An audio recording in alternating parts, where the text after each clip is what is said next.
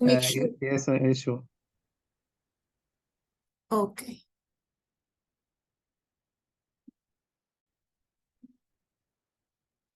So, good evening, everyone. We're going to discuss today an interesting topic about the advanced echo modules in pediatric population. First of all, a small agenda about 3D echo, an introduction, indication of 3D echo in pediatric population, the techniques and modalities, application in pediatric cardiology, some challenges and limitations, case studies, and a conclusion. So, first of all, if you can see here this picture, we need always to see the other side of the picture to understand. So if you see here a small girl, a nice girl with that with a man, but when you see the other side of the picture, you can see that this girl is not a good girl. Okay, so we need to see all the sides of the picture to understand our studies, our echocardiographic studies. And that's why 3D echocardiography is very interesting. So why 3D echocardiography? 3D echocardiography help us to have a better understanding of the structures of the heart and the relation of various structures, okay?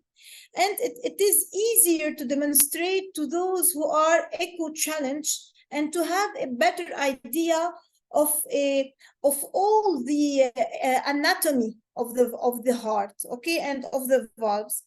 And also we can have a better presentation of a realistic view of the heart valves, a better evaluation of the volumetric regurgitant lesions and shunts, and also the 3D echo Doppler, and even also some stress imaging with 3D echo. So for example here, the utility of 3D echo in mitral valve disease, we can see that the detection of mitral valve pathology with 2D and live 3D echo, we have a comparison here. We see that with 3D transesophageal, we have a better sensitivity and a better evaluation of the morphology of the valve, and also it is more comparable with the surgical finding we can see after. So some ideas about 3D echo. First, we use the fully sampled matrix array transducer. Okay, it is the development of a fully sampled matrix array transducer. It was developed in 2000, in the year 2000. Then currently, these transducers are composed of nearly 3,000 piezoelectric elements. And the single transducer can acquire both 2D and 3D studies. So here you can see the acquisition methods, okay? So the 2D, the normal frame per second. But with 3D, we can see several cardiac cycles, okay?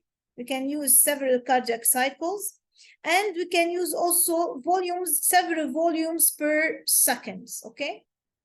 To have a better image resolution as temporal and spatial resolution. Okay, so after these, we can find this type of images. So we have several modes in the 3D. We have the real-time or the live 3D images. Okay, so the real-time, we can use 3D while we are seeing all the images we have. Okay, we can have a live 3D with a narrow view. We can have live 3D with a zoomed view. We can have live 3D with a full volume of all the ventricle, and we can even have live 3D with a color Doppler.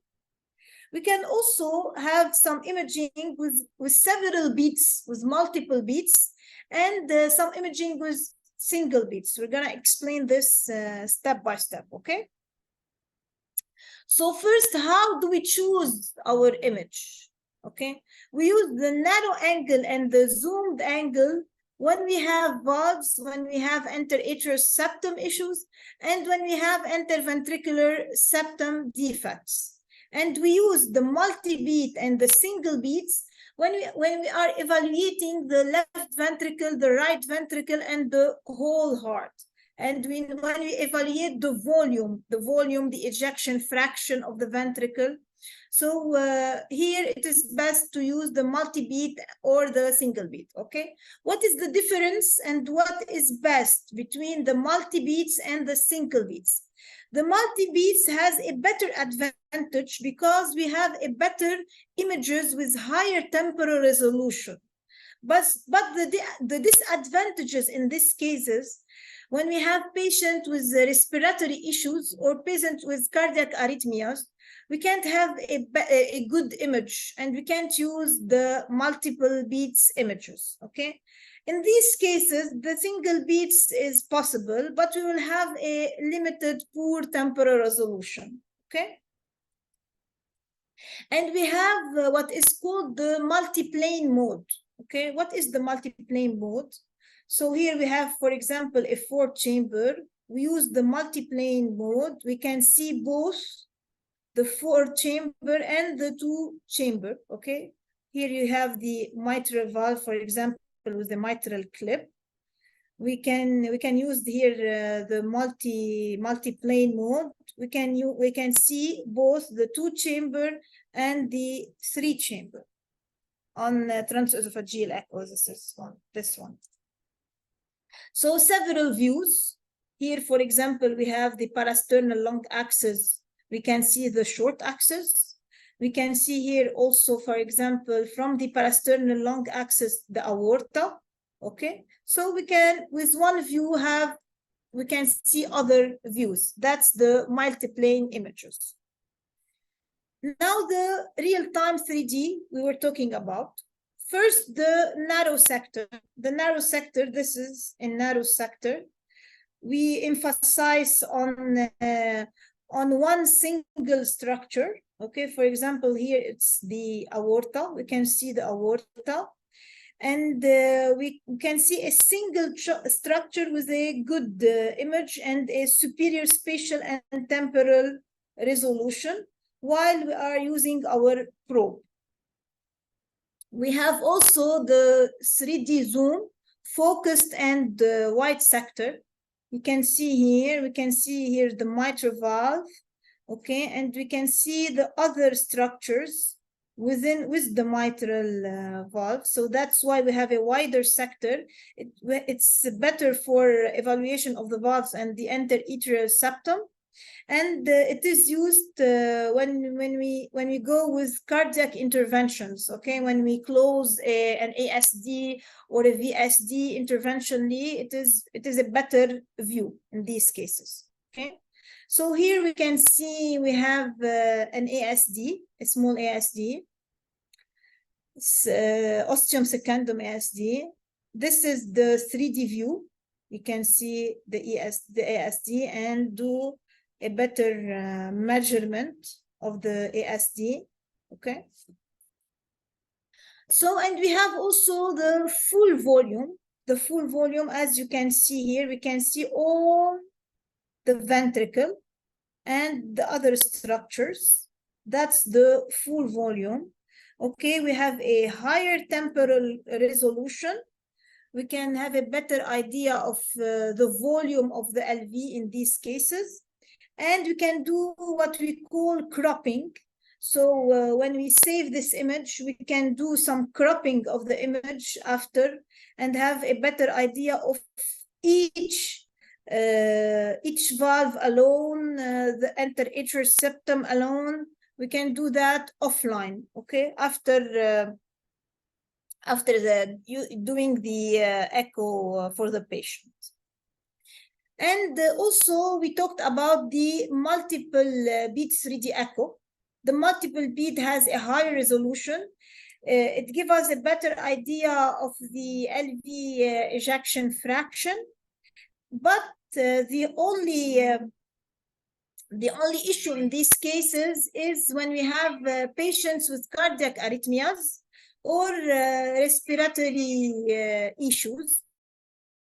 We have a lot of artifacts, and these artifacts are called stitches artifact or stitching artifact. You can see here an example of the stitch artifact. You can see here the lines. We don't have a very good image. You can see here the small lines.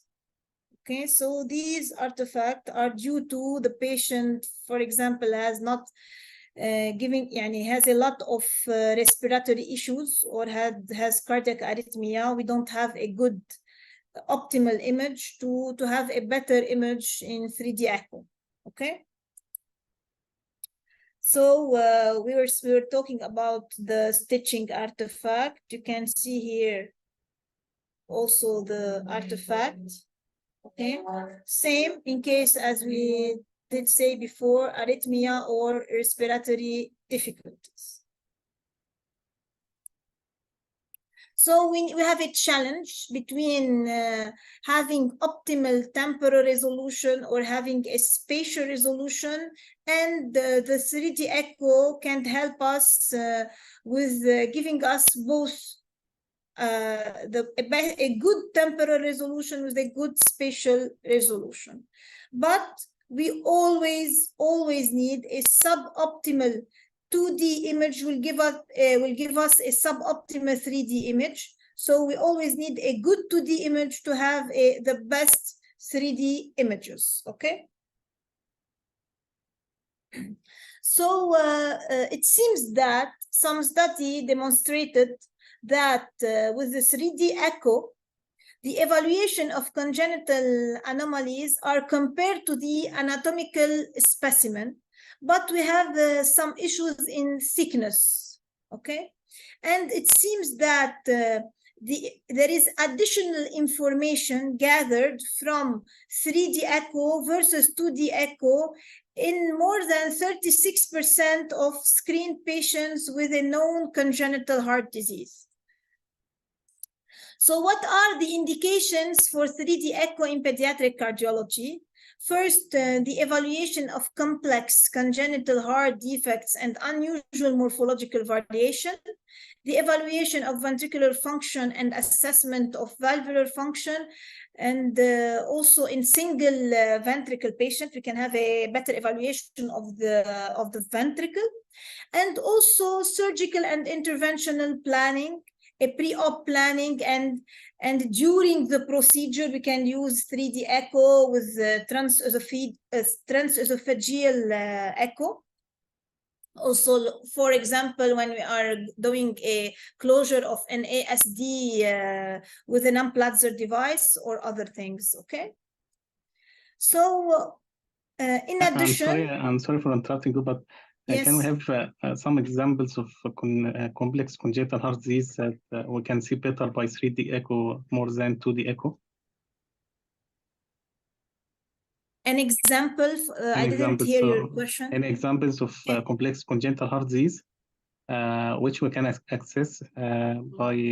assess by 3D echo better than 2D echo? For example, you have the single ventricle. We can have a better evaluation of the volume of the LV function of a single ventricle using 3D echo more than the 2D echo. We can have also a better evaluation of the anatomy and the morphology of the valve in case you have a bicuspid valve with some association or other complex morphologies. In case of tetralogy of Fallot, for example, when you have atrial septal defects, several atrial septal defects, not only one, and this is not we can't see that with its unique 2D. We need a more advanced techniques to see if we have several defects and not only one. Okay, so I will give you some images after. And we can have a better even quantification of the cardiac shunts also. So as I was saying, 3D TE or 3D echo, it is better recommended when we have closure of selected ESD and VSD, multiple ESD, irregularly shaped. For example, if we have some residual defect, it will give us a better idea of the defects, okay? And also, in case of catheter interventions, here we have closure of an ASD, and this is an Amplitzer device. And you can see also the catheter while you are doing the procedure, okay? It is seen with 3D echo and transesophageal echo, of course, okay? And here you can see the ASD closure, the Amplitzer device. Also, as I was saying before, in cardiac malposition, it gives us a better idea of the complex of the spatial relationships of both the aorta and the ventricles, and both we have in case of transposition of great vessels, for example, okay? And as I was saying that the 3D volume, it could give us a better idea of the ejection fraction more than the M-mode or the Simpson evaluation of the volumes normally, and it is even used and validated in neonates and infants, okay? We have better images than in infants, so we can have a better 2D image, it's a better 3D image, but the issue in these cases that the children population has a higher heart rate and a smaller LV volume, and it could give us some potential sources of error in these cases. So this is, for example, an evaluation of the LV volume, okay? And here, even here, you can see the speckle tracking. We're gonna talk later about the speckle tracking. So in specific situation, for example, you have several ASD. These several ASD, we can see these several ASD on a normal 2D echo. Okay, it is here seen with 3D echo. So when we have, when you have several multiple defects, irregularly shaped defects, okay, and even residual defects, it has a good evaluation of these things. And also we can have an evaluation about an evaluation of the right heart, the right ventricle. The right ventricle is always a ventricle that is forgotten, okay? So even in the pediatric or even in the adult population, the right ventricle is always forgotten.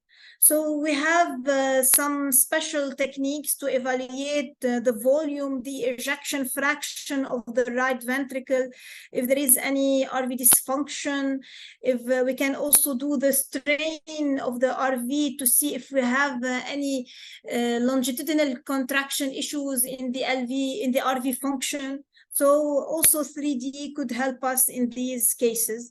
And we can have a better evaluation of the complex architecture of the RV, and also the prominent trabeculation in these cases.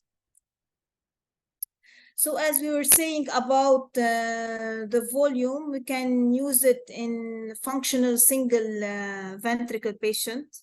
This is one of my patient. It's a single ventricle patient with a tricuspid valve atresia, okay?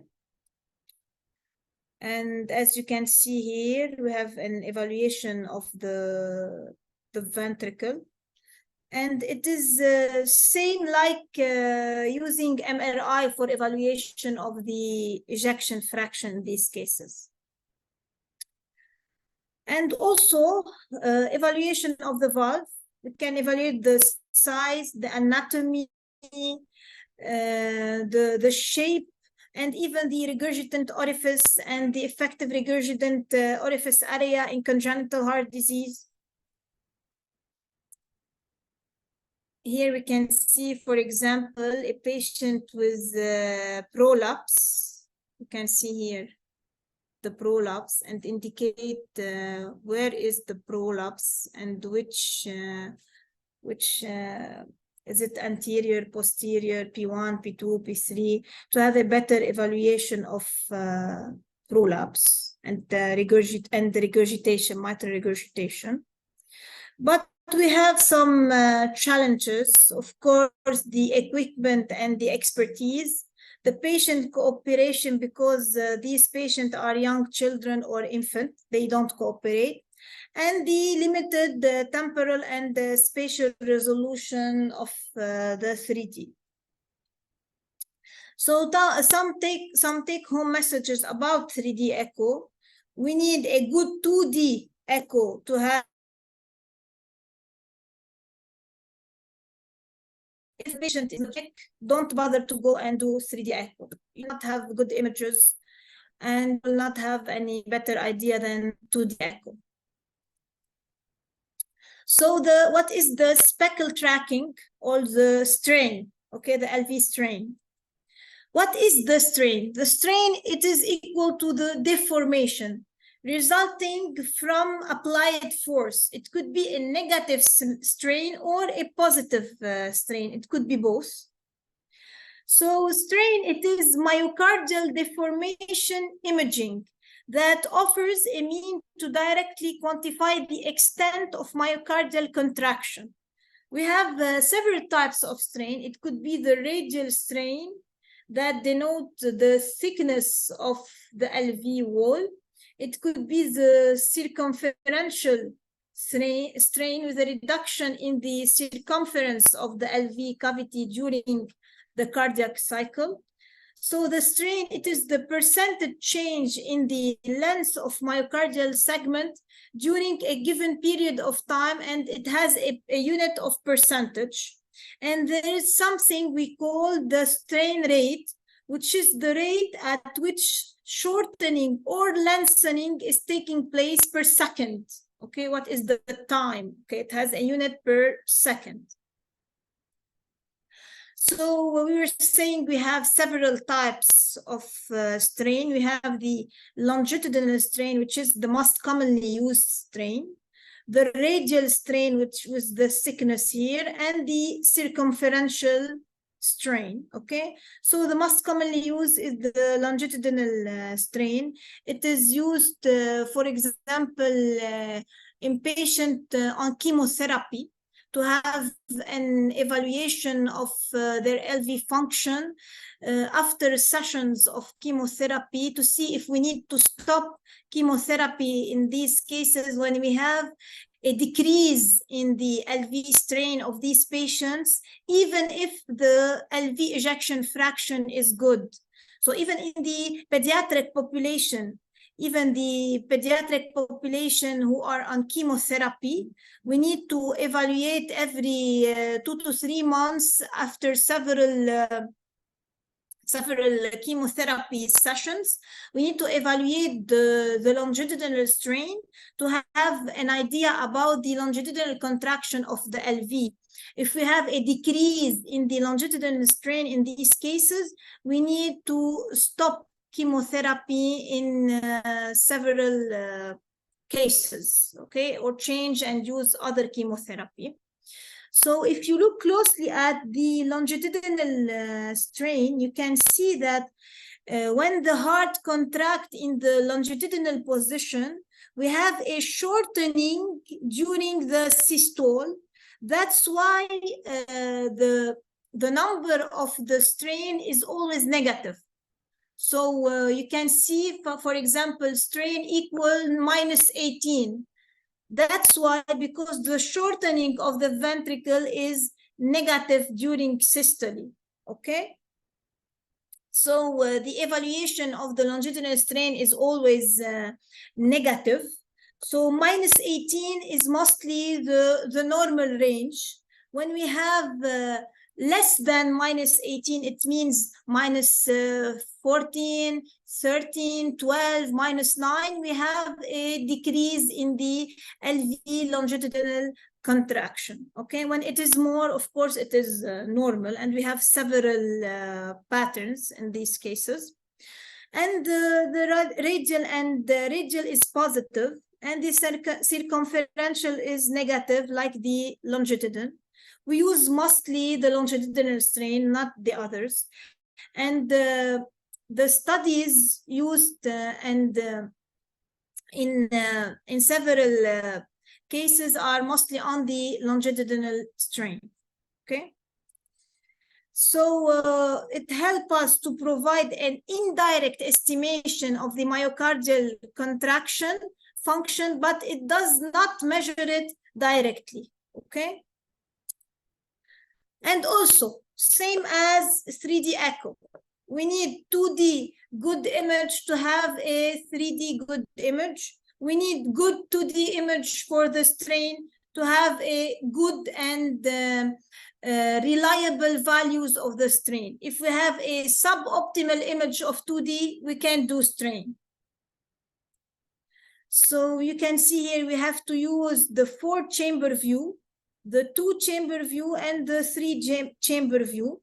Okay, and we need to put points here to have so the machine will give us the evaluation of each wall alone.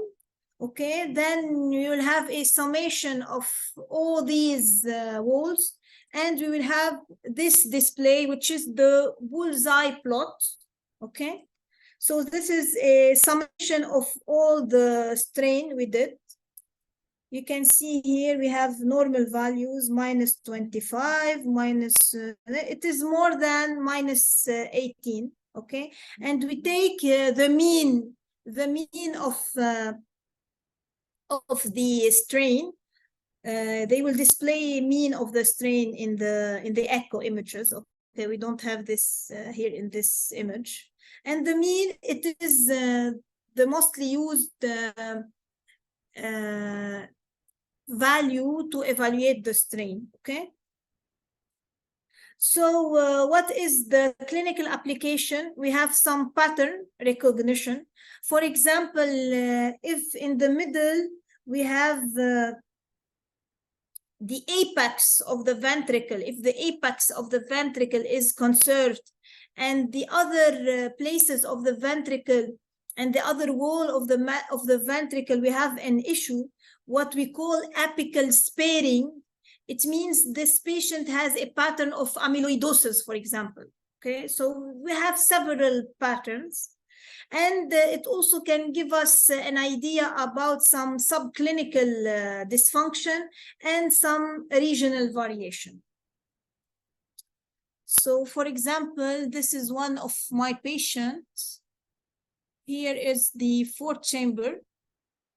Here is the 2-chamber and the 3-chamber.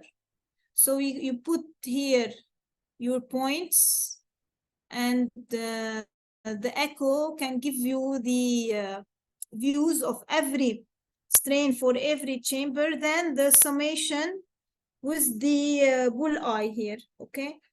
In this case, this is a patient with ischemia. It's an adult patient.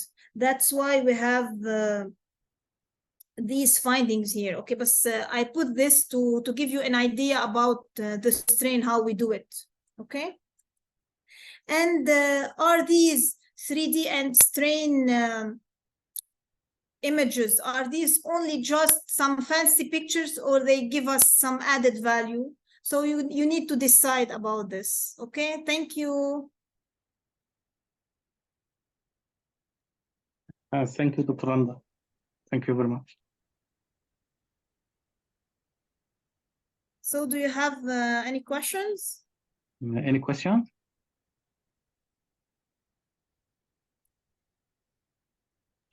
Thank you for the lecture. Can I ask a question?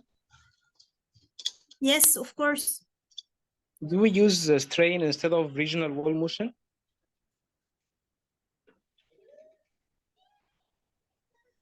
you can have an idea about the regional wall motion when you do the strain.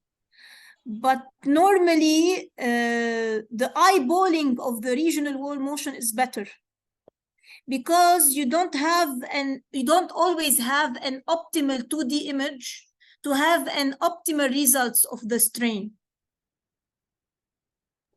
Okay, thank you. You're welcome. So Dr. Randa, when do you use strain in conventional echo? In which patients?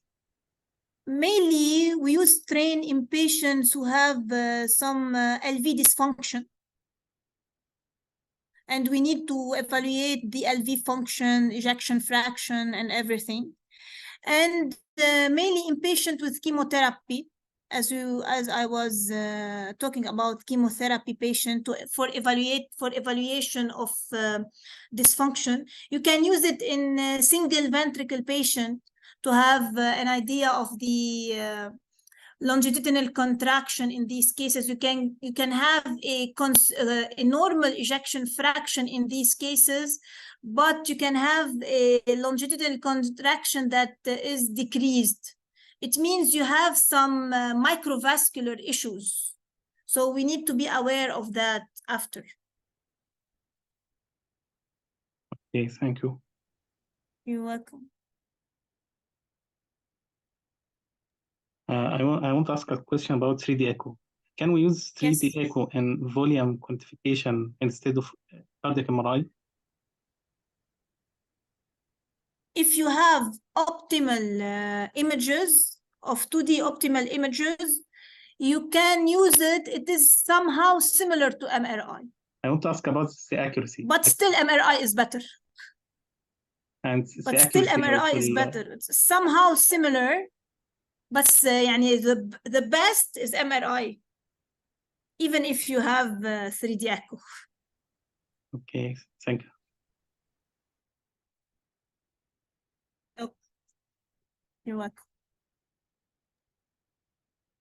طب في أي أسئلة تانية يا جماعة؟ Any other question? I didn't. Yes.